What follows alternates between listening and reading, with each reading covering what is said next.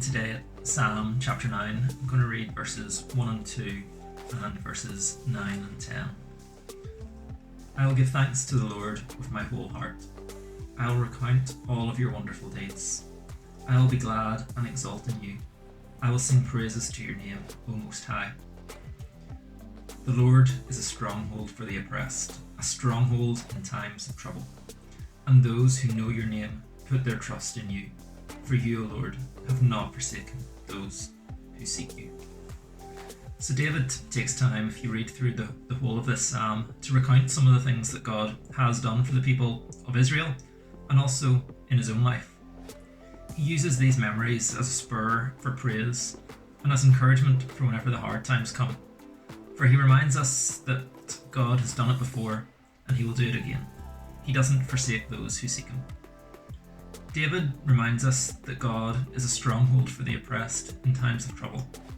He's a place of safe refuge, a place of rest and shelter from the storms of life. And obviously, at the moment, that's something we need to remind ourselves of even as we continue through the storm of this pandemic. When we trust in him, we won't live a life free from troubles and afflictions. But in God, we have a stronghold, a hope that will not fail us, and an anchor that will hold us safe through the darkest of storms. We can learn from the life of David that there will be afflictions that come our way. People will hate us, there will be opposition, and we will face attack from the enemies of God. But through it all, God sits enthroned and will avenge all those who come against us.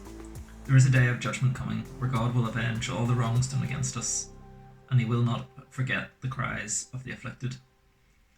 So the application today is to follow David's example, to use praise as an encouragement to yourself in the times where you're struggling, to remind yourselves of the things that God has done for you in the past, and to lift your eyes, to look to him in the middle of whatever storm you're going through, be it with coronavirus or family situations or life events. Lift your eyes up to heaven, see God enthroned where he is for all time.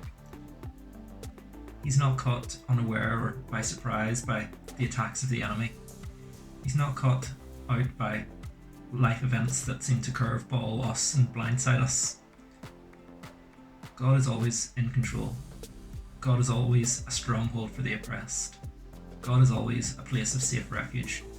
We just need to remind ourselves of that as we go through the storm, that he's the one walking with us through the valley of the shadow of death.